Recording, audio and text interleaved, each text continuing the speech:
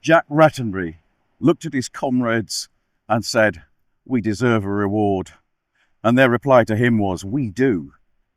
The day before, they had sailed across the channel to Alderney, where they'd loaded up the ship with barrels, which meant carrying barrels from shore to boat, from boat to ship. And then overnight, they crewed the ship back across the channel, arriving and anchoring just off the coast here at Beer, and then reversing the process, bringing barrels from ship to boat, from boat to shore, and then from shore up into caves. Caves all over the cliffs, either side of the beach here at Beer. They were tired. They were hot, despite it being November. They were sweaty, they were dirty, and they were thirsty. So we can guess what the reward was going to be. So they set off. Once everything was stowed away safely, up into the village.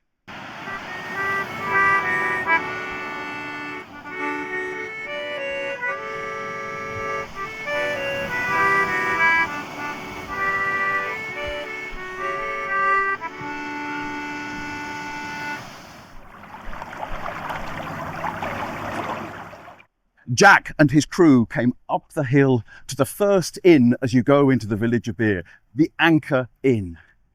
And when they pushed the door open, they saw in front of them a welcoming fire, and in front of the fire, a settle. A settle is like a wooden bench with a high wooden back. And they sat down and they enjoyed their ale and they toasted each other.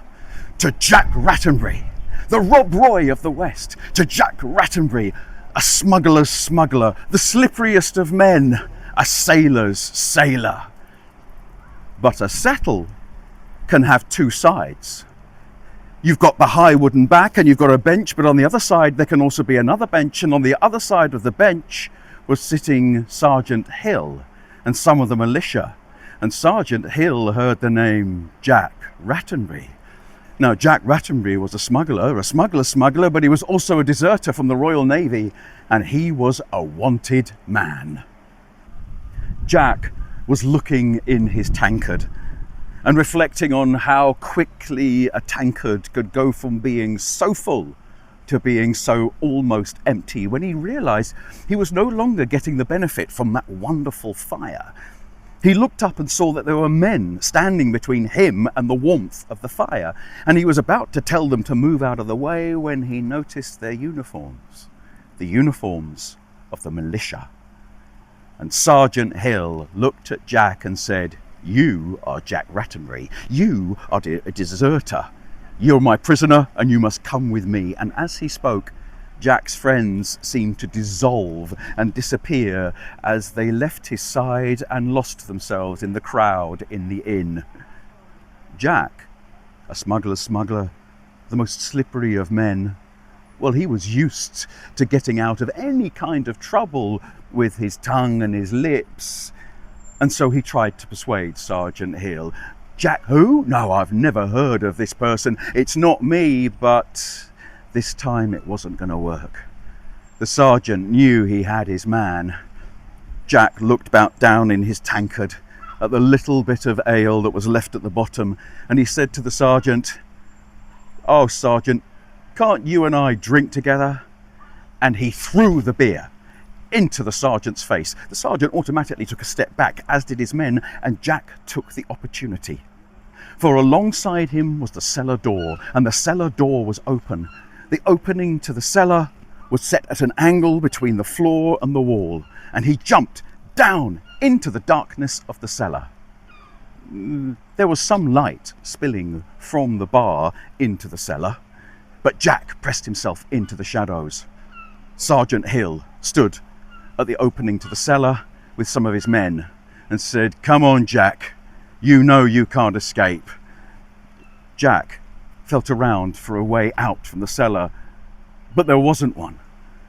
And in the shadows he could see the shapes of empty barrels and empty boxes and old furniture. He felt around for a weapon. He found a table leg. That was useless. He felt around and he caught himself on something sharp. Gingerly, with his fingers, he traced a blade and a handle, and he lifted up a reaping hook. And a reaping hook is like a very large sickle. And he held the reaping hook out into the middle of the cellar so that the light from the bar fell upon it. And he called up to Sergeant Hill, "Any man who comes down here, I'll gut him. I'll kill him." Sergeant Hill looked at the reaping hook in the light from the bar spilling down into the cellar, and he looked at his men and said, "Get in there and seize him." The men looked at the reaping hook, and then they looked at the sergeant, and one of them said, "Well, it's your proposition. Why don't you show us how?" And the other one said, "You set an example and we'll follow." And Sergeant Hill did what any good non-commissioned officer would do. He said, "I'm going to get an officer. Lieutenant Durrell's in one of the rooms upstairs. I'll send for him." So Sergeant Hill went off to send for Lieutenant Durrell, who had accommodation in the rooms above in the inn. And while Sergeant Hill was giving the orders and the man went to get Lieutenant Durrell, Jack in the cellar was thinking what he could do. He needed some kind of distraction, something that would take the attention of the soldiers so that he could jump out of the cellar and run through them. Lieutenant Durrell came down from his rooms, not in a good mood because he was resting, and Sergeant Hill explained that they had a deserter. They had Jack Rattenbury trapped in the cellar. Just at that moment, the door to the inn behind them was thrown open and a near hysterical woman came into the bar shouting, "Lawks! Lawks! Lord have mercy! Will no one come and save him?" The soldiers all turned to face her. Lieutenant Durrell and Sergeant Hill turned to face her as she said, "Oh, out in the bay there is a child drowning. Will none of you brave men come and help and save this poor child?" The soldiers were distracted. Sergeant Hill was distracted. Lieutenant Durrell, oh yeah, he was distracted. And so Jack jumped out of the cellar, ran through the soldiers, between Sergeant Hill and That's not going to work, is it? I mean, if he runs between them, they're just going to grab hold of his clothes, aren't they?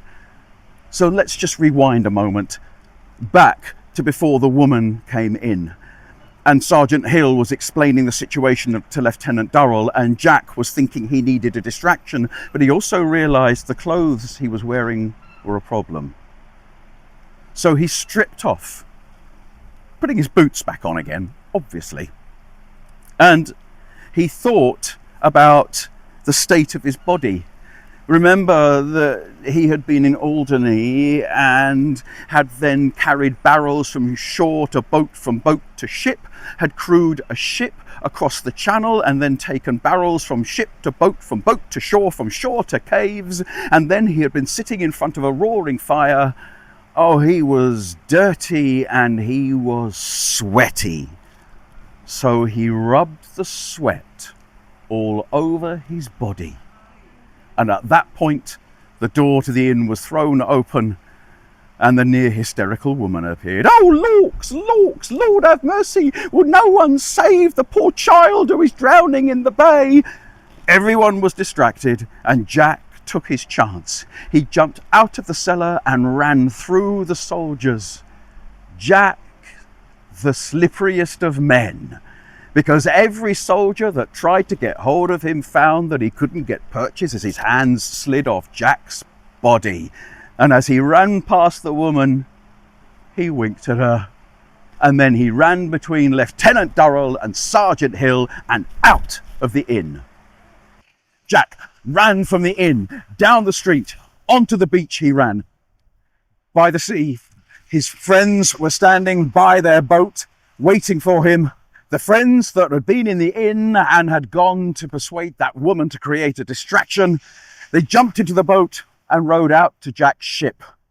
Lieutenant Durrell and Sergeant Hill were running down the beach after them, but it was too late, because by the time they reached the seashore, Jack Rattenbury was on his ship once more, hopefully covering his embarrassment, but he was able to raise his colours as an act of defiance against Lieutenant Durrell, who stood on the shore and shouted in fury at Jack Rattenbury, the smuggler's smuggler.